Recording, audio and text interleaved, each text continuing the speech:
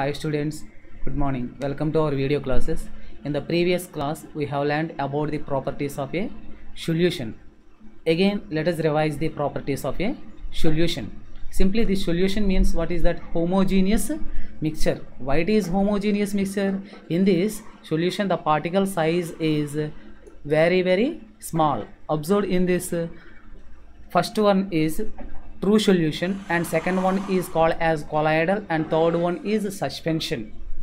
What is this colloid and suspension? These colloidal solution are colloid and suspensions. These are also mixtures, but these are heterogeneous mixtures. What is heterogeneous mixture? Already we have learned. Simply, what is heterogeneous mixture? If the components are the constants in it are distinguished, means the composition is not same throughout, we can easily distinguish the components. For example, if we take milk, actually milk is a colloidal solution, though it appears as homogeneous, but it is not homogeneous, it is heterogeneous. Why? In it some particles are there. What are that? Fat particles, protein particles, carbohydrate, like the different types of particles are there. That particles are not visible to our naked eye, but if we focus a beam of light, that beam of light is clearly visible. If that beam of light is clearly visible, okay, that is called as a Tyndall effect. It is named of this effect is named after a scientist, Tyndall. What is this effect? Tyndall effect. We are familiar with this effect in our day-to-day life. For example, select a dark room. It is dark and all the doors and windows of that room is closed, but for a window a small slit is there. If light enters into that room through this small slit, is that beam of light is visible? Yes, that beam of light is clearly visible. In that, what are there? Dust particles are there. That means the dust particles which are flighted, that means which are flying up in the air, that are clearly visible in the path of the light. Simply, that is called as Tyndall effect. This effect is observed in cinema theaters also. In cinema theaters, the light is focused from back side. Just if we turn back, then this beam of light is clearly visible, and anyone is smoking, that particles are also clearly visible in the path of light. That effect is called as Tyndall effect. Okay, if we focus the beam of light through this true solution called as homogeneous mixture, the path is not visible. Why this path is not visible? In the true solution, what we call as homogeneous mixture, the particle size is very small. Okay, that means that particles are not seen to our naked eye, and that size is not enough to scatter the beam of light. That type of mixture is called as homogeneous mixture. Okay, but in milk solution, if you focus the beam of light, that beam of light is clearly visible. Why? Milk is a colloid. In this, the particle size is greater than nanometer, that means greater than 10 to the power of -7 centimeters. That means the size of the particles in colloid is higher than the size of the particles in true solution. That's why in colloid the particles are not visible, but their size is enough to scatter the beam of light. If that size is enough to scatter the beam of light, then the beam of light is clearly visible. That's why if you focus a beam of light through milk, then the beam of light is clearly visible. That's why it is not a true solution. That means not homogeneous mixture. It is an heterogeneous mixture, what is called as colloidal solution. Are you understand the Tyndall effect? That means, for example, anything which is visible to our eye, which is seen by our eye, means that is due to which phenomenon? That is reflection or scattering of light. That means the light which is coming from the light source, that is incident on these letters. Again, the light which is incident on these letters that are reflected, the reflected rays enters into our eye and incident on the retina, like that are visible. And we can easily observe a small ant or small dust particle or small sand particle on the soil. Why? Their size is enough to scatter the beam of light. Can you observe a small microorganism? Again on the soil, some microorganisms are there. Are the microorganisms are visible to our naked eye? No, that are not visible.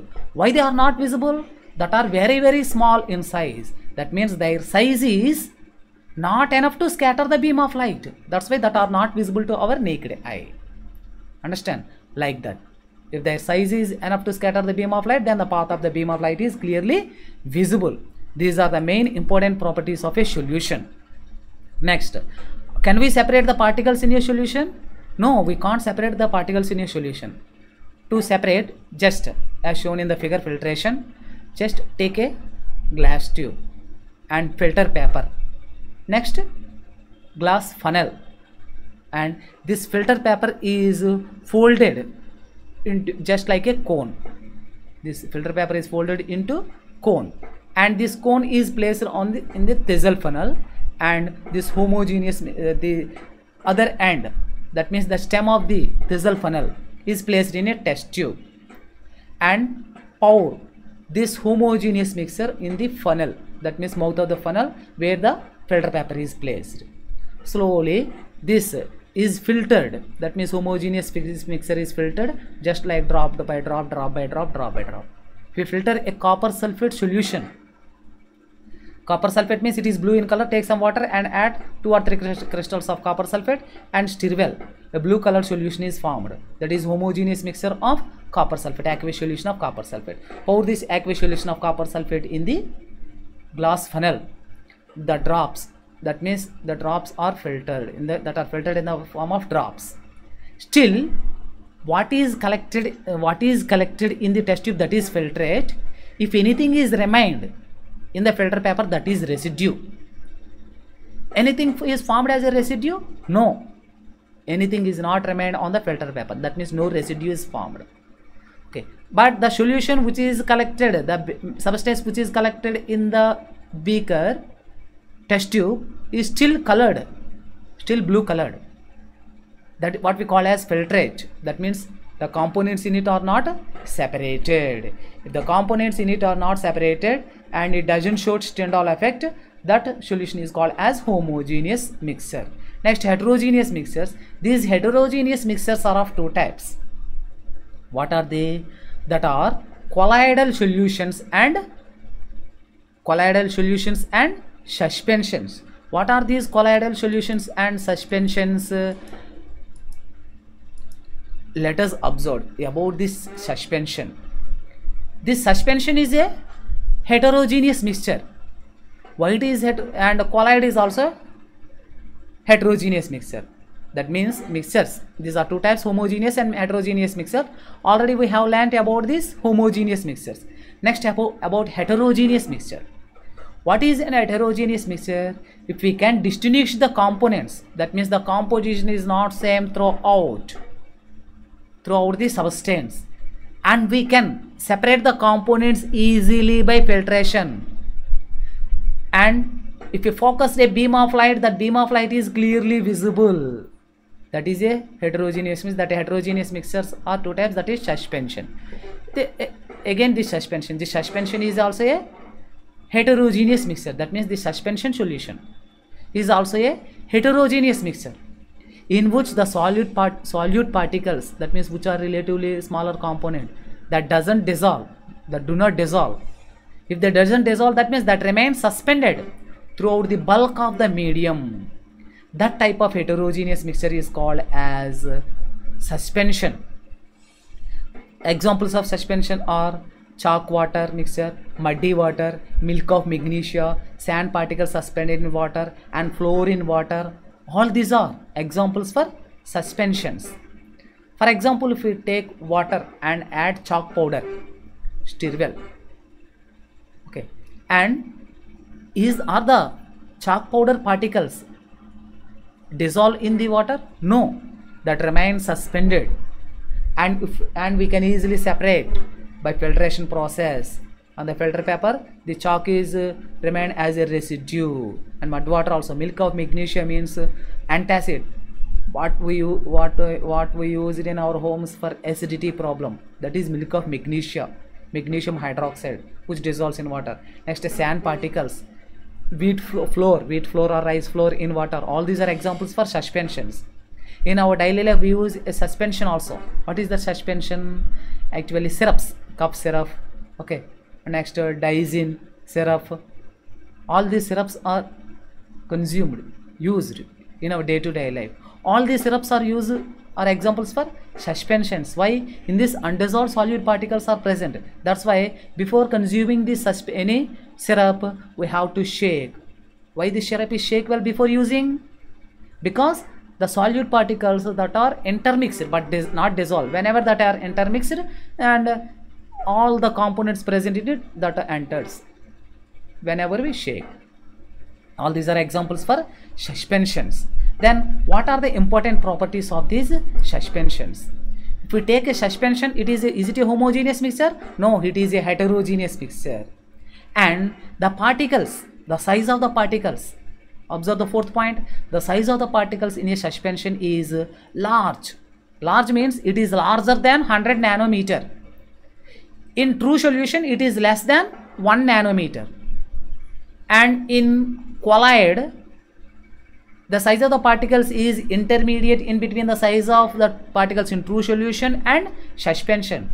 Okay, that means the size of the particles in colloidal solution is higher than the size of the particles in solution and lower than the size of the particles in suspension. Okay, that's why the size of the particles in a suspension is quite large. That means that are visible to our naked eye.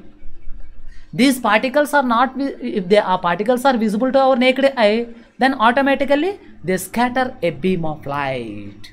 That's why if you focus a beam of light through a suspension, that beam of light is clearly visible.